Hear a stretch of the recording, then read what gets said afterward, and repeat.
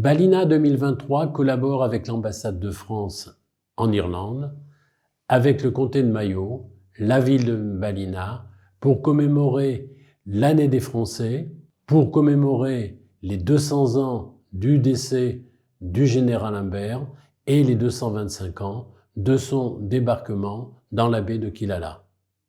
Ce dimanche 20 août, au port de Kilcumen, commémoration et mise en place d'une plaque de commémoration du 225e anniversaire du débarquement du général Humbert dans la baie de Quilala, en présence d'un navire français, le patrouilleur Le Cormoran, avec son équipage et son commandant.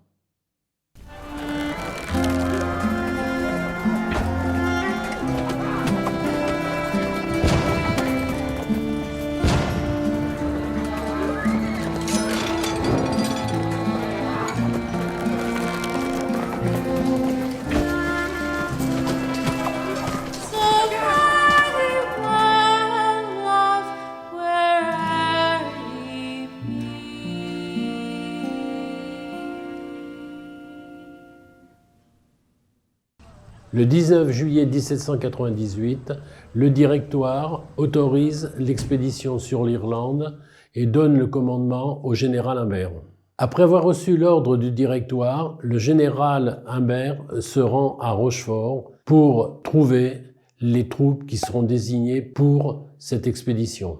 Ces troupes passées en revue et son état-major désigné, le général Humbert organise l'embarquement de ces troupes sur 3 frégates venant d'Aix, la Concorde, la Franchise, la Ménée, pour un départ pour cette expédition.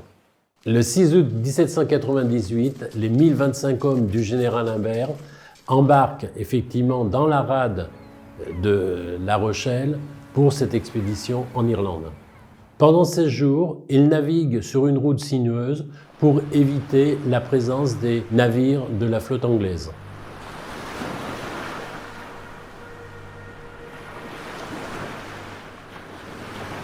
La mission de cette petite armée est de soutenir les insurgés irlandais de 1798, appelés en Irlande l'année des Français. Le 22 août 1798, les 3 frégates mouillent en rade de Kilcumin en Irlande.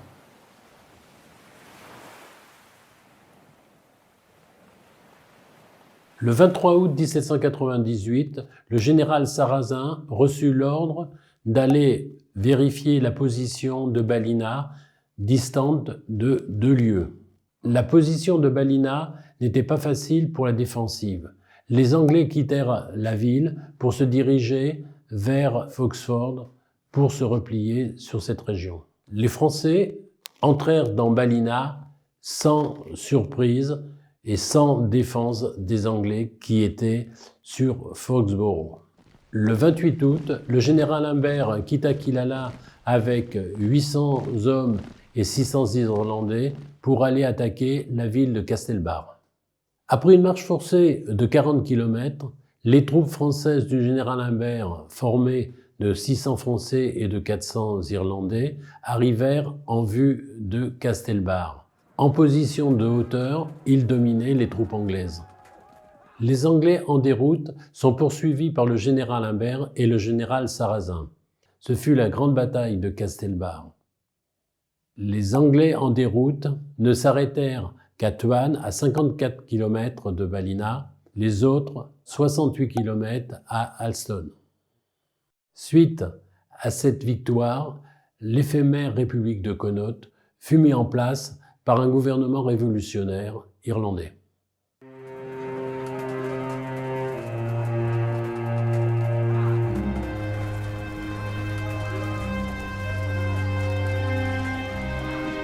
Le 8 septembre 1798, près du petit village de Ballinamulk, le général Humbert sent sa déroute arriver.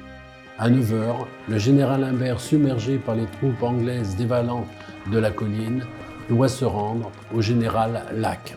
Humbert et les prisonniers français furent envoyés à Dublin et ont été considérés comme des prisonniers de guerre. Il n'en fut pas de même pour les soldats irlandais. Ils furent massacrés sur place ou malheureusement pendus sur place.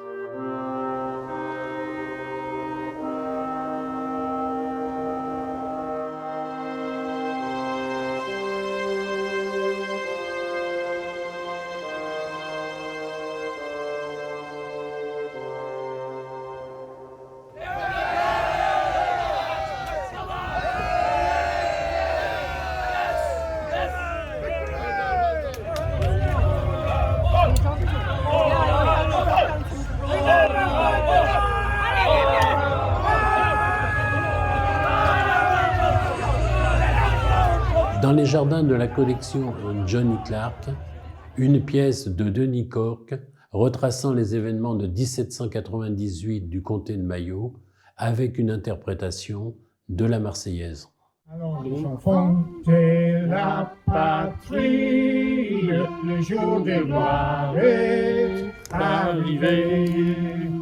Contre nous de la tyrannie, l'étendard sanglant élevé, l'étendard sanglant élevé. Entendez-vous dans les campagnes mugir nous, qu'ils ces farouches soldats, ils viennent jusque dans nos bras, égorger nos filles et nos campagnes. Aux armes citoyennes, formez vos bataillons, marchons, marchons.